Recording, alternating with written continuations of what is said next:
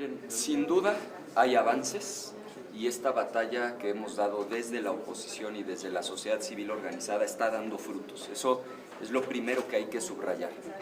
Si no fuera por la oposición y por la sociedad civil organizada, ustedes lo saben, este dictamen ya se habría aprobado en el Pleno, porque lo aprobaron como un auténtico albazo en aquella comisión.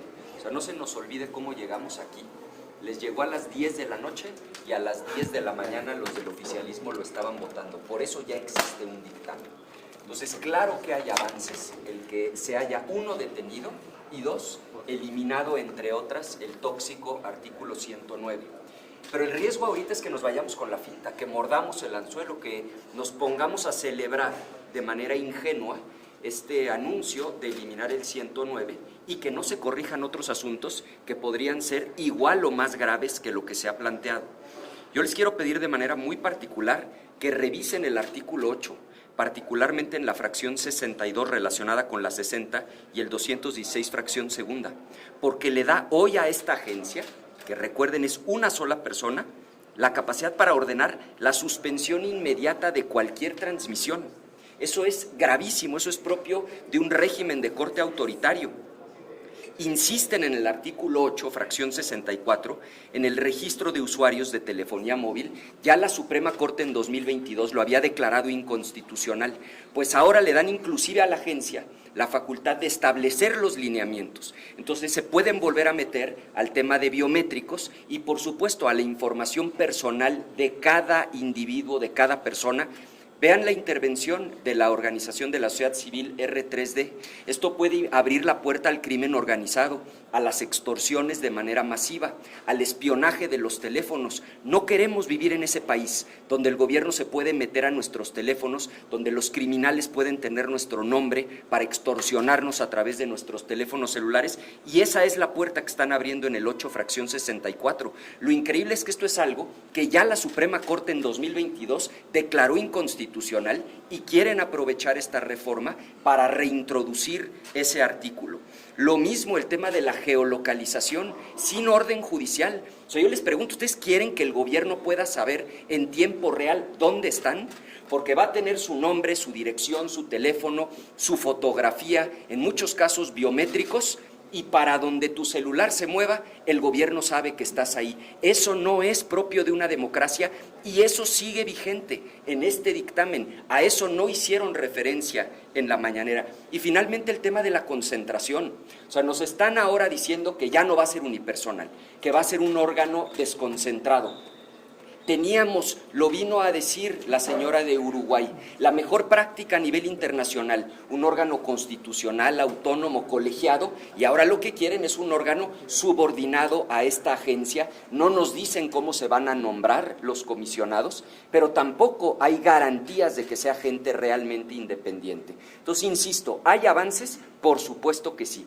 Pero sería ingenuo y equivocado echar las campanas al vuelo y celebrar, porque sigue habiendo cosas delicadísimas en este dictamen a las que no ha hecho referencia el oficialismo, y todo indica que pretenden en un extraordinario cuanto antes que esto se convierta ya en una ley, y entonces sí, no tendrá marcha atrás. Ricardo, cada vez se complica más la relación bilateral con Estados Unidos. ¿Cómo defines en esta coyuntura la relación que México mantiene con Estados Unidos? Diría tres cosas, y las tres tienen que ir juntas. Si se separa cualquiera de los tres elementos, me parece que implicaría sacar de contexto la respuesta. Primero, es una crisis en buena medida autogenerada, es decir, en materia de seguridad, el gobierno de Morena provocó el problema.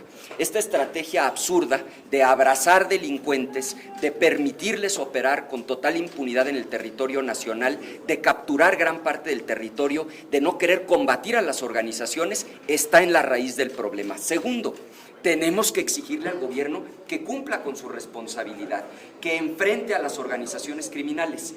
Y dicho lo anterior, por supuesto, también tercero, por ningún motivo y bajo ninguna circunstancia podemos aceptar intervenciones unilaterales de otro país incluyendo a los Estados Unidos. Entonces, es una crisis autogenerada. Ellos inventaron la torpeza de abrazos no balazos. Les exigimos que enfrenten a las organizaciones criminales, pero por supuesto que rechazamos cualquier intervención unilateral. ¿Qué proponemos? Y llevamos meses planteándolo.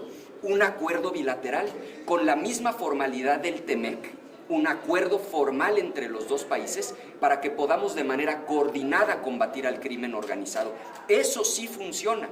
Y finalmente agregar, es de veras una vergüenza el pacto de impunidad que tenemos en nuestro país. O sea, solo nos enteramos que una gobernadora o un gobernador anda en malos pasos cuando interviene un gobierno de otra nación, en este caso de Estados Unidos.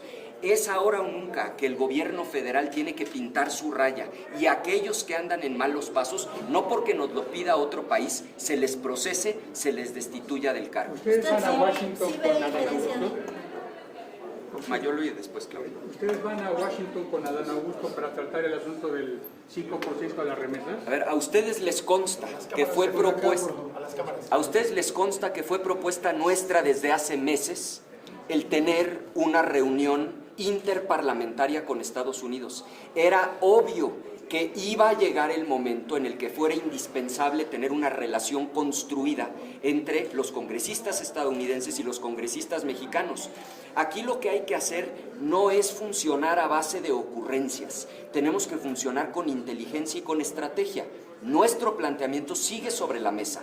Convoquemos de manera formal a una reunión interparlamentaria, sentémonos a dialogar con los congresistas norteamericanos, empezando por el tema del TEMEC, por los temas de seguridad y, por supuesto, por esto que es una violación a los derechos de los migrantes, de querer cobrarles el 5% de lo que manden a sus familias y a sus comunidades. La solución es una reunión interparlamentaria y nosotros vamos a insistir en ese mecanismo. Pero sí van a ir a la que dice... No hay absolutamente ninguna convocatoria formal. Nosotros hemos escuchado en los medios de comunicación esta declaración que se dio el día de ayer. Creemos que este tipo de iniciativas deben darse por los canales formales. Existe la figura de las reuniones interparlamentarias en donde nosotros designamos representantes, los congresistas estadounidenses hacen lo propio y nos sentamos a dialogar sobre los distintos temas. Eso es lo que se debe de convocar.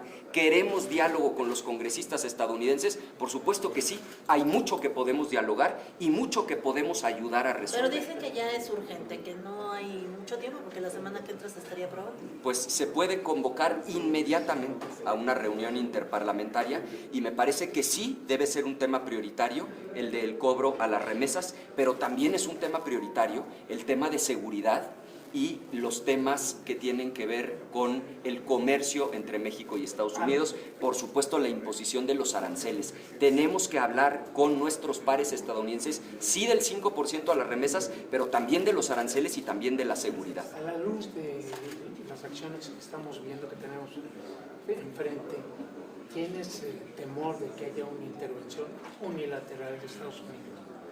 Es que si el gobierno mexicano, uno, no establece límites y dos, no sienta las bases de un marco de referencia, por supuesto que existe ese riesgo. Ahora, la solución es muy sencilla, sentarse a dialogar entre congresistas y llegar a un acuerdo de la magnitud y de la formalidad del Tratado de Libre Comercio, pero en materia de seguridad, para establecer los límites de intervención de cada nación, en qué medida nos vamos a coordinar, qué le corresponde hacer a cada parte, y entonces sí juntos combatir a estas organizaciones criminales que tanto daño hacen en ambos lados de la frontera.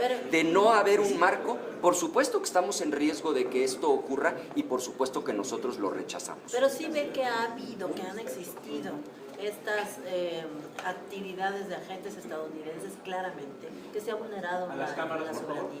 Bueno, no hay duda de que ha habido intervención de autoridades estadounidenses en territorio nacional. Lo que no tenemos evidencia es de que esto haya ocurrido a espaldas del gobierno mexicano.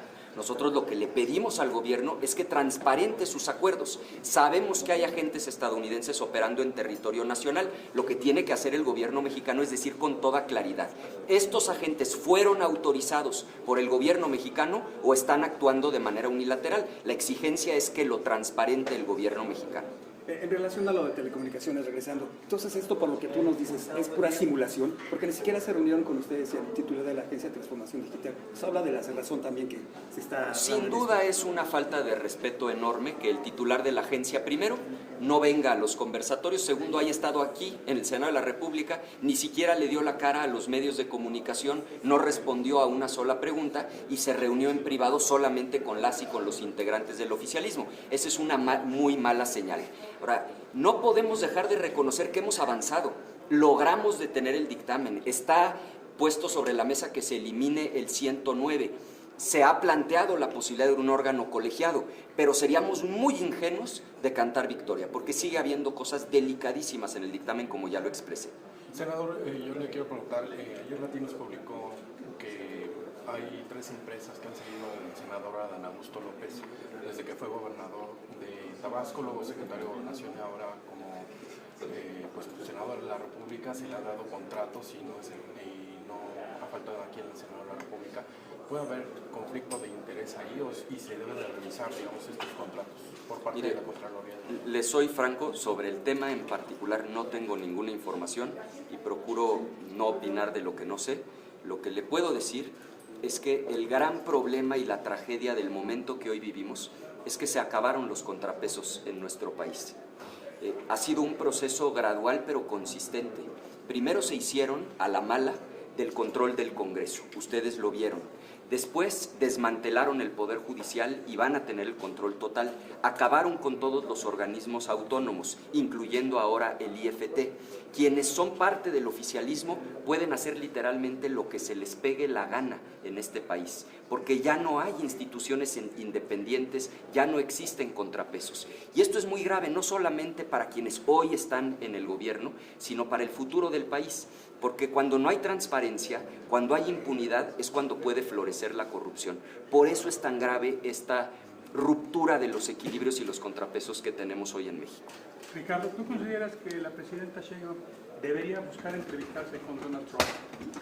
Por supuesto que sí. La política se hace con diálogo. Creo que es indispensable que tanto la titular del Ejecutivo se reúna con el presidente de Estados Unidos, como que los congresistas mexicanos nos reunamos con los congresistas estadounidenses. Ese es el camino para poder llegar a acuerdos. Aquí el problema es querer resolver las cosas cuando el problema ya prácticamente está consumado, como en el caso del impuesto a las remesas. ¿Desde cuándo se debió haber instalado la reunión interparlamentaria para que hubiera diálogo entre los congresos y para que, llegado un momento crítico como este, ya estuvieran establecidos los canales de comunicación? Entonces, definitivamente, la relación entre México y Estados Unidos, en términos migratorios, en términos de seguridad y en términos comerciales, es tan importante que no es entendible que no haya comunicación directa entre los presidentes y entre quienes integramos el Congreso. Ya estuvo bien de cabeza fría y paciencia, ¿no? No va a bastar con frases como cabeza fría y paciencia. El gobierno de Estados Unidos está avanzando en terrenos que cada vez son más preocupantes. Lo están viendo. En materia migratoria, 5% a las remesas. En materia comercial, todo tipo de aranceles, que por cierto muchos de ellos siguen vigentes. Y ahora en materia de seguridad, la amenaza de intervenir de manera unilateral. No va a bastar con frases ni del himno nacional, ni de coordinación sí, subordinación no. Todo eso está muy bien. Lo que hay que hacer es establecer diálogo al más alto nivel. Si hubiera necesidad de definir en qué punto están las relaciones México-Estados Unidos, ¿qué nos dirías? En un momento crítico, porque históricamente los 3 temas que han dominado siempre la relación bilateral son seguridad, migración y comercio. Hoy ninguno de los 3 se libra. En migración traemos las deportaciones masivas y el cobro del 5%. En comercio traemos aranceles que no habíamos visto jamás en la historia bilateral. Y en materia de seguridad, ahora una amenaza, un amago de intervenir de manera unilateral. Está sin duda en un momento crítico la relación con Estados Unidos. Si el gobierno actúa con altura de miras, podemos sacar ventaja de esta situación y que México salga bien librado. Pero si el gobierno esconde la cabeza como avestruz, creo que las cosas se van a complicar terriblemente. Oiga, senador, ¿coincide con las voces que dicen que a la presidenta Sheinbaum le da miedo actuar? No lo puedo saber, eso solo lo sabe ella. Lo que sí haría yo es exigir que el gobierno mexicano tome el toro por los cuernos y nos sentemos a hablar con nuestros pares estadounidenses. Ella con el presidente Trump y los congresistas con nuestros pares en Estados Unidos. Bueno, ahí me regreso a este. Gracias a usted.